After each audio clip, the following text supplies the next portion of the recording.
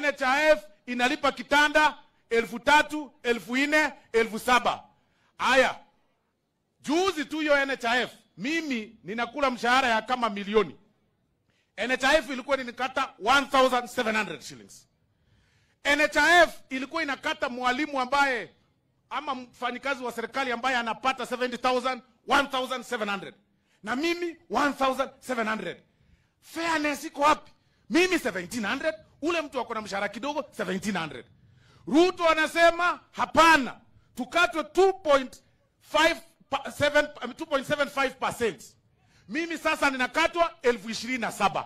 Yule mwalimu anakatwa about 200. Amtaki. Munataka nini? Nikikatwa hiyo pesa utaki, unataka tu kuniita mchango.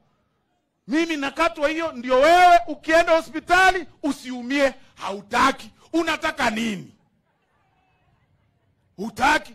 Hapa hospitali zimeanza kufanywa supervision, zimezungukwa kwote, supervision kila mahali Kenya mzima. Zile hospitali ambazo hazifanyi kazi mzuri zinaambiwa zifungwe, zinawekwa level kidogo.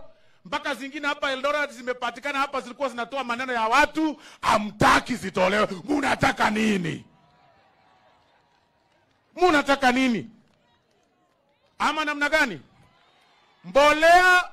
Mbolea sasa hivi imekuja kwa wingi. Na saa hii rais anapanga deal ya top dressing ya mbolea. Itakuja hapa tena wakulima wote wapate. Kwetu mimi nilipanda mahindi mingi mahali niko na shamba kubwa kule Kilgoris.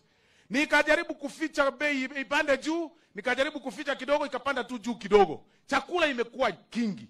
Ama kwa sababu watu wameshiba ndio pata wameanza kukua na kelele.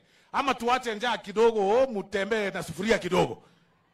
Mutakubali rais afanye kazi? Mutakubali rais afanye kazi?